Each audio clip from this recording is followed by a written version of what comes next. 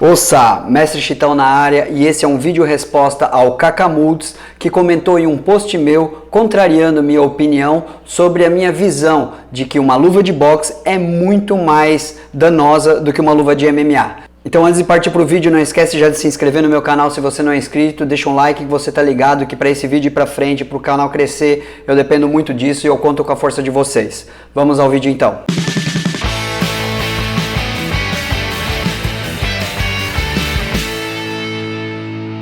O vídeo que ele resolveu comentar se trata desse daí. Você sabia que a luva de boxe, apesar de ser feita para proteger, ser macia, estofada e volumosa, na verdade ela causa muito mais danos do que um soco de mão limpa? Isso se deve ao tipo de impacto que ela gera na cabeça. O seu cérebro balança dentro da caixa craniana, fazendo com que ele bata contra ela, causando até mesmo desmaios imediatos, que é o famoso nocaute. Já o soco de mão limpa, ele vai cortar a pele, vai quebrar o osso, mas não vai causar danos internos, o que eu acredito ser muito mais aceitável para a saúde do ser humano.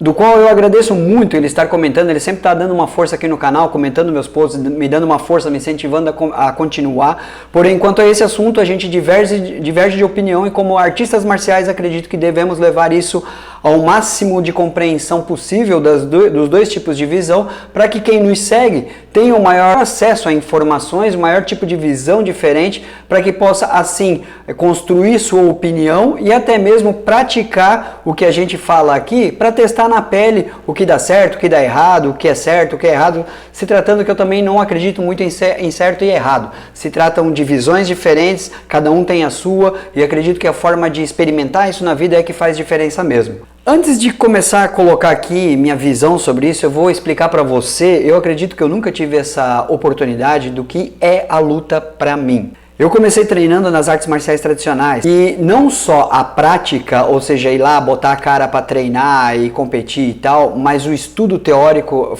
fez parte da minha prática desde o início. E eu fui muito CDF, e não porque eu curto estudar, não porque eu curtia ler, mas porque eu era muito ruim na prática, eu era muito ruim e principalmente muito medroso. Eu não sabia controlar meu medo, eu simplesmente cedia ao meu medo. E eu aprendi a controlar meu medo e a controlar minha mente para que o medo não me superasse através da teoria, através da leitura realmente, porque lendo o que as artes marciais tradicionais pregavam, eu comecei a entender que medo todo mundo tem. Só que a forma de você lidar com ele é que muda. Então eu aprendi através das artes marciais tradicionais a lidar com o medo de uma forma sublime desde o início. Ou seja, a luta para mim, na verdade, se trata de vida ou morte. Até porque eu entrei nas artes marciais porque eu sofria bullying e apanhava na escola. Então eu não entrei para as artes marciais para fazer 2 pontos em cima de um cara, derrubar, fazer 2 pontos, passar a guarda, fazer 3, ou então conectar uns golpes ali, 3 pontos com um chute saltando, sei lá o que. Não! Eu entrei para me livrar de agressores que para mim ali era o fim do mundo. Então eu aprendi a arte marcial para defender a minha vida. Por mais que as agressões que eu sofria não eram assim tão graves, mas poderiam levar à morte se eu não cessasse com aquilo através das minhas atitudes.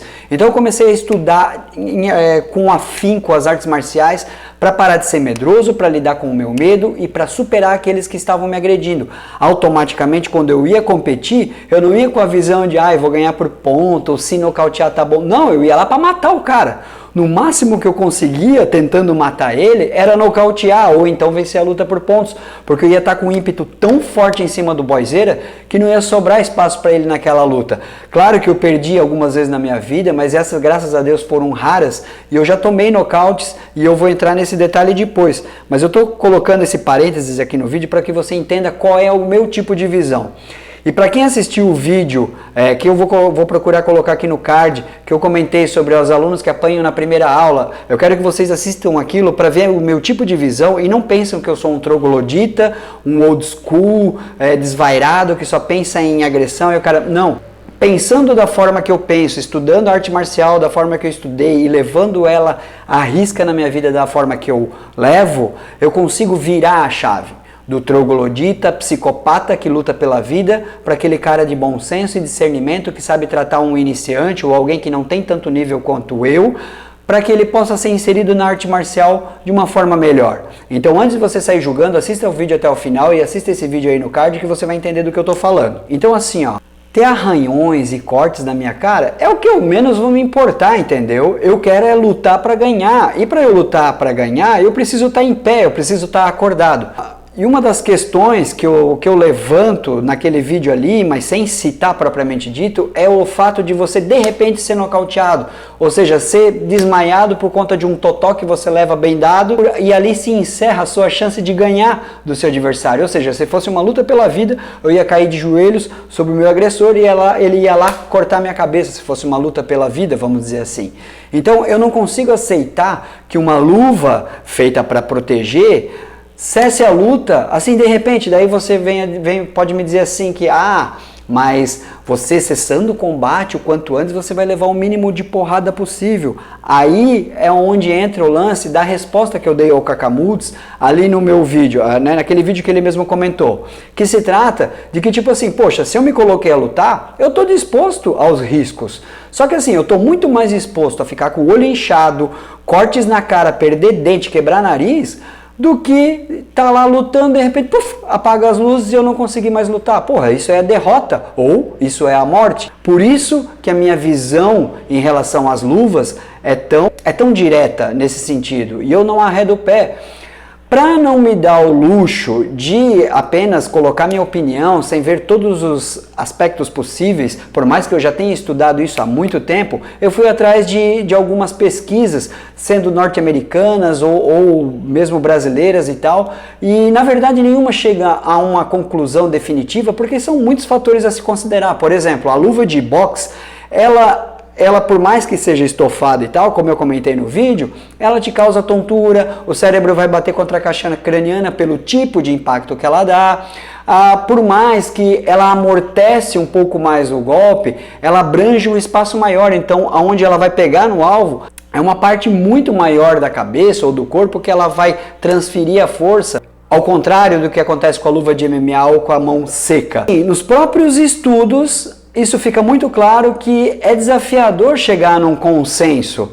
Porém, eu como lutador, como eu já falei, a minha visão é o seguinte, cara, eu quero ter condições de lutar até o final, eu quero ter condições de ganhar. Então, uma luva que me desliga as luzes de repente, pra mim ela é muito mais danosa do que uma que vai me fazer cortar a cara e tal, mas vai continuar me permitindo a continuar na batalha. Para não parecer que eu quero apenas ter uma opinião unilateral, ou seja, de acordo com a minha visão, eu também entrei em contato com pesquisas onde grupos de médicos fizeram uma análise de trocentas lutas de MMA e de boxe e chegaram à conclusão que a de MMA é muito mais danosa. Só que eles levaram em consideração a quantidade de porrada que o cara leva, mesmo depois de estar nocauteado. Você que acompanha a luta já deve ter percebido, tipo, o cara tomou uma, foi nocauteado, e até o juiz chegar e separar e ter certeza que o cara não vai reagir, rola um tempo e ele leva muito mais porrada. Eles levam em consideração isso aí. Aí eles falam que o cara depois de nocauteado leva um monte de soco e tal, mas aí é uma questão de arbitragem. Não tem nada a ver com luva. Tipo, aí pode ser uma arbitrariedade do árbitro em não separar a luta em um tempo devido. Mas como a própria história já mostra, no boxe morreu muitas pessoas. Cara, até, se não me engano, foi ano passado ou ano retrasado, numa luta, se não me engano, de boxe ou kickboxing, o lutador se negava a parar, aí brigava com o corner para não jogar a toalha, mas ele estava nocauteado em pé e não conseguia cair. Era com luva de boxe. E o adversário não conseguia fazer ele cair. Então ele ficou insistindo naquilo até o corner jogar a toalha, mas já tinham se passado muitos rounds. Resultado, no final daquela mesma noite, o lutador faleceu no hospital, decorrente a um monte de pancada que ele levou com luva de boxe. Por mais que a luva de MMA deixa o cenário feio na cara do lutador, cara, pelo menos ela não está matando pessoas na mesma noite, entendeu? E tem muitos lutadores de boxe aí com demência pugilística, eu não lembro bem como é que é o nome, os caras estão tudo torto. Muhammad Ali é um exemplo mesmo. Voltando a esse tipo de pesquisa, veja quem foi que fez essa pesquisa que diz que a luva de MMA é muito mais danosa. Médico! Quando é que ele botou o pé no ringue? Quando é que esses caras colocaram o pé no ringue lá para saber que tipo de pancada acontece isso, acontece aquilo, analisando vídeos, levando em consideração a arbitrariedade dos árbitros? Cara, isso eu vejo que não tem como considerar. E o pior de tudo é que esse tipo de conceito baseado em estudos científicos feitos por puros eruditos acabam por formar um monte de Nutella com faixa preta na cintura, se dizendo entendedor das artes marciais, mas na verdade nunca meteram a cara. Quantos nocautes essas pessoas tomaram na vida? Quantos socos com um desmaio em seguida elas tomaram? Quantos cortes nos supercílios? Eu tenho mais de 30 embaixo dessas pestanas aqui, peluda. Perdi dente.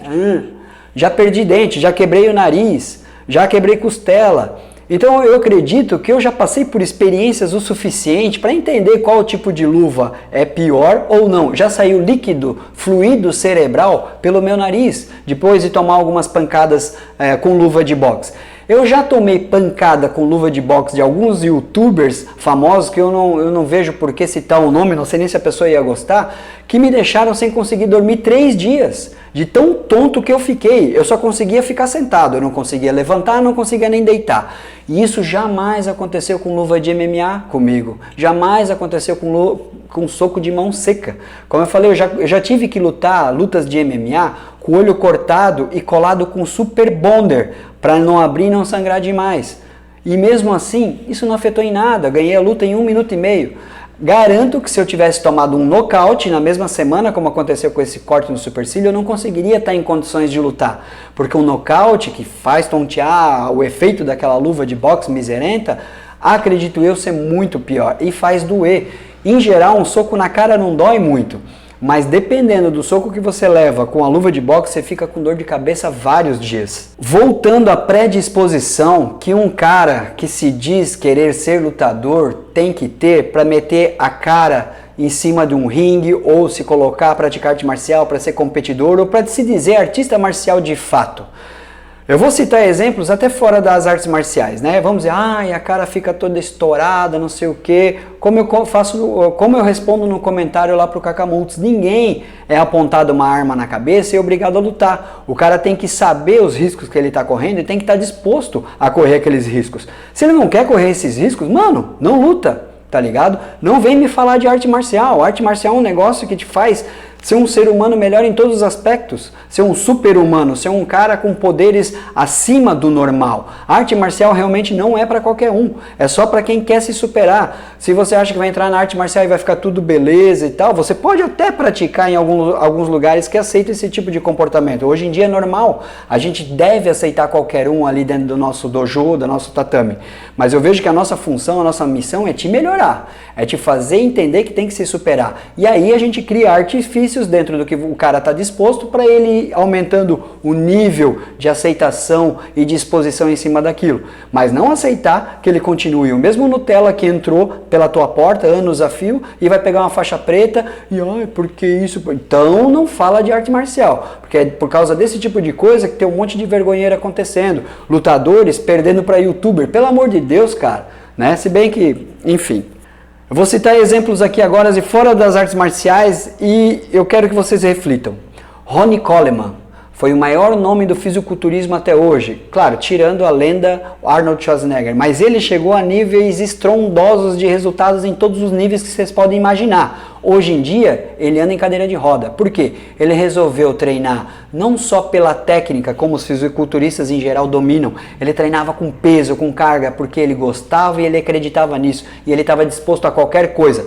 Vai perguntar para ele hoje, mesmo em cima da cadeira de roda, se ele se arrepende do que ele fez. Eu duvido, porque esse cara sim atingiu um legado, e não porque ele buscou um legado, e sim porque ele conquistou de uma forma natural. Ele fez tudo de acordo com o que ele acreditava e chegou no nível que chegou. E esse tipo de comparação de estudiosos, de eruditos, também não acontece só no meio das artes marciais, principalmente no meio da musculação.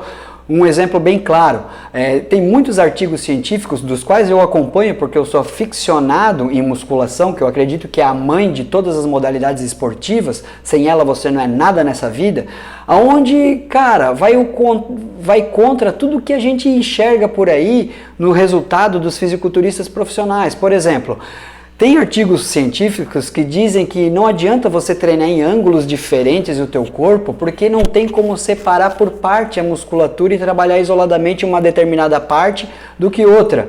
O que a gente vê que é completamente loucura por parte desses cientistas eruditos.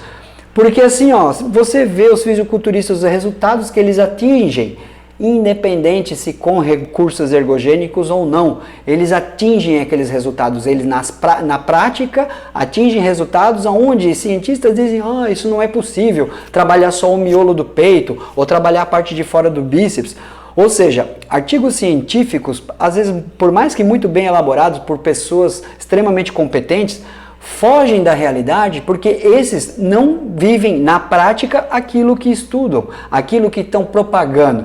Então é um grande perigo, na verdade, para aqueles que estão chegando nas modalidades se depararem, se confrontarem com esse tipo de pensamento e não procurarem sentir na pele para ter a sua própria opinião.